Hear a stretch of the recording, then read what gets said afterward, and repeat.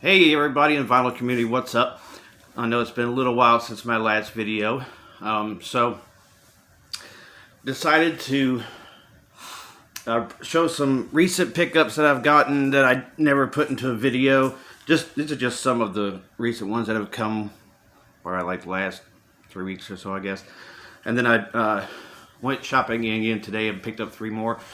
And I wanted to originally, probably 3 or 4 weeks back or so, I wanted to do a year in review for the first year of my collecting, and I ended up getting lazy, and the day that was the anniversary for my collecting ended up being a day I had to work, so I never did one. But doesn't mean I can't do a year review this year or today for last year. So my vinyl anniversary date, or as I like to call it, my vinyl year. You know how a lot of businesses have, they have the fiscal year or whatever for their budgets and stuff. Well, April 29th starts the new vinyl year for me. So I've been doing this for a little over a year now. Year 1, 455 records into the collection, which I don't think is too bad for starting off. Some might say it's a whole lot for just starting off. But, go big or go home. This is what I love. I love music. So, I like to, first of all, thank everybody who's subscribed to my channel so far, and to those hopefully in the future that will. If you haven't subscribed, please do. If you haven't joined my vinyl group on Facebook, it's VC United, all in caps. Don't have a lot of members in there. I know there's a couple other bigger, YouTube vinyl groups, and I'm not really trying to get into a huge group or whatever. Just, a bunch of people that, if I can get to somewhere like 100, I feel real good about that. I want to think in specific, probably about 3 guys that really, influenced me to start collecting, because for a long time I collected CDs and, and cassettes and stuff when I was younger. I grew up in the 80s and stuff, and teenager in the 90s. But over the years, a couple different situations, I had a CD collection over 600 at 2 separate points, and either I had a majority of them stolen while I was on deployment, or in 2015 we had the flood that hit here in South Carolina, and I lost a lot of CDs to damage to that. So I just really was like, I'm not really in the mood to go waste money on CDs anymore, because I either can't keep track of them or they get damaged. But I was really missing, holding the physical quality of it, and being able to have the artwork and, stuff like that. And I never really had records in my life, because, like I said, when I grew up, it was cassettes and then CDs. My, mom had like a couple, like Amy Grant LPs and some like Mozart and whoever, classical, stuff like that. So I knew of them. I know what they were. I just didn't have any of them. But for the 3 people that mainly, influenced my collecting, Scott Waters, if you haven't checked out his channel at No Life Till Metal. Ron Haggerty, I'm not really sure. I think it's Vinyl Sanctuary, I think is his channel. And Rick B, whose channel is, I want to say, Rick and Records, I think. Because I'm not going to try to pronounce his last name. I don't want to butcher it.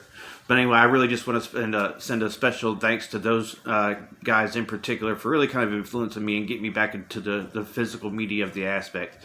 So anyway, I'm going to at first show you just some recent pickups, and then I'll show you the ones I got today. So really the only non-metal pickup, and these are all, I believe, from Scratch and Spin. Elton John, Victim of Love.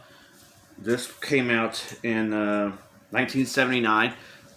I want to say this is, my 5th from him now, who I just recently got into about 6 months or so ago, maybe probably less than that. Within the last few months, I started getting into Elton John music. I know it's kind of referred to as being like a disco album. It kind of is, but I think the bass playing on this album is phenomenal. Great bass lines. Very interesting cover of Johnny B. Goods on here too, which I found kind of interesting. So some of these, or most of these, are either just happened to buy when I got paid last week, or stuff that was given / received on me and my wife had our 5-year anniversary of being together on March the 5th. So vinyl worth of gifts there. So, first of all, Testament, Dark Roots of the Earth.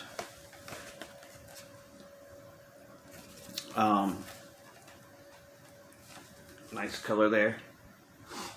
This is the, now we only need Brotherhood of the Snake to have everything after Ritual. Have everything else. Load, Demonic, Formation, Gathering. The new one, Titans of Creation.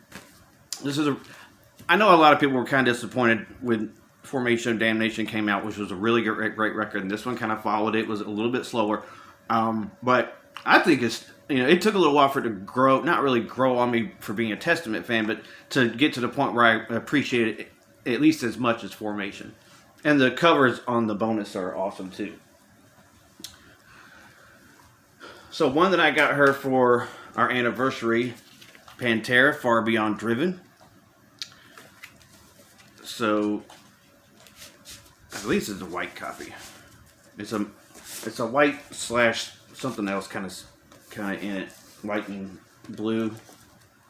So now studio albums post power metal just need Southern Trendkill and Reinventing the Steel, which I know they just remastered Reinventing the Steel, so I'm not really sure if the current version of Reinventing the Steel on vinyl is the remastered version or not.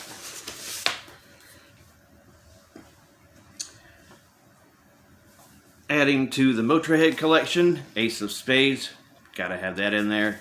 Just a plain black.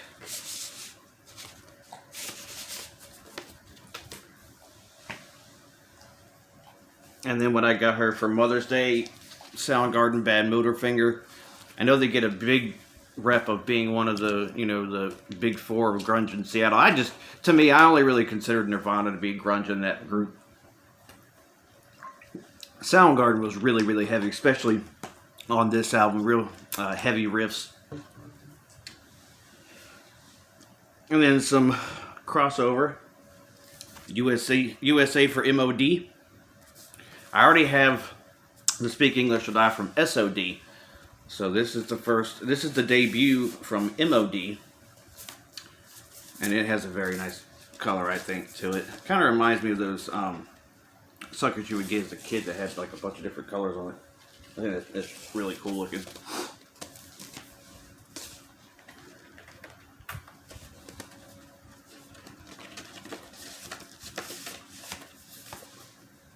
As my wife said, that record made her want to jump in the mosh pit when I first put it on.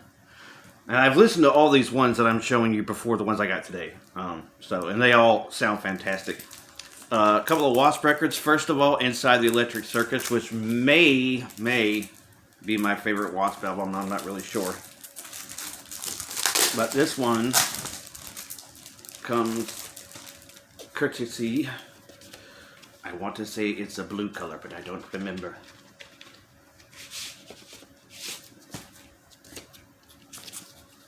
Yes, it's a blue color. Great record. Finally starting to build them up. There's quite a few other ones there. Wasp and Scratch and Spin, I just haven't been able to pick up so much stuff to try and grab from different bands. Trying to get as many bands in here as I can. And then still kind of hope that some of the records I want to complete other bands are still going to be there when I come back. The other Wasp that I picked up, Headless Children, which is on like a gray slash kind of clear. I think it's more clear really than anything else.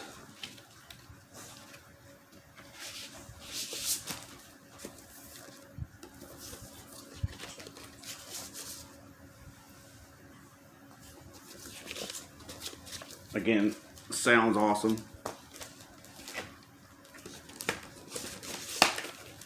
So I did have a thought of a thread topic one time of what do you prefer to try to grab when it comes to collecting? Are you more interested in an original copy? Are you more interested in a reissue? Some of them, reissue just because it was never either issued before or the album itself, just there's not a lot of the original version out there, or not a lot of the original version that people are actually looking to get rid of. At least not for a cheap price, anyway. And so these next two are just plain black, but added a couple more to the Ramones, Road to Ruin, and the self-titled. So that's what's happened most recently. Today, I picked up, got a couple of bands in here that I haven't been able to put in my collection yet, then added one. The added one is Dio, Dream Evil. The only one I had up to this point is Sacred Heart, which I spun the other day along with Rainbow Rising. I think Sunday, maybe. One of those days. I think Sunday was the 11-year anniversary of his death. Let's see what kind of thing we got going on here. Just a regular black. My favorite Dio album. Not my favorite to have him on it, just my favorite Dio album. Great record. It's from, I want to say 88 or 89. Oh, 87. That's kind of close.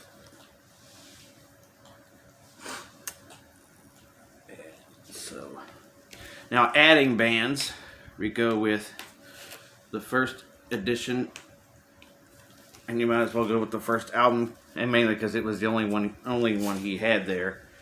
For one of my favorite bands, who I did get to see live, but I had never heard up until that point. I saw these guys with Megadeth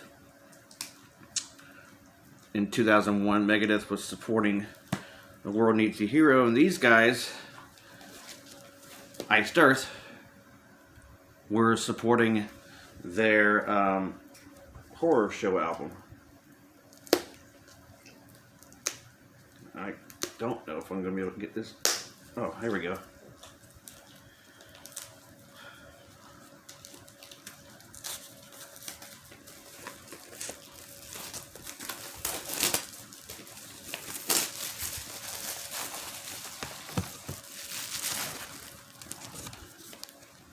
And this comes in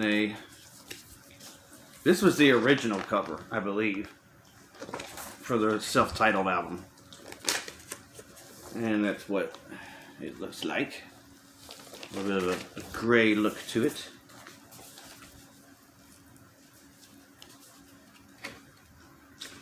I think this was the only album they did with this lineup, too. And finally adding to another band and another thrash band to the collection. So we've had some crossover today. We've had some thrashy power metal-y stuff with Iced Earth. And now we go with Death Angel's second album, Frolic Through the Park. This is a double album. I'm assuming probably just because a lot of the albums that already are getting re-released are getting 2 discs to maximize the quality on the records. But here is what it looked like, very pretty.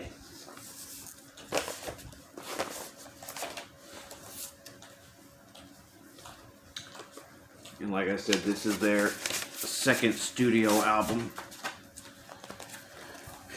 which originally released in 1988.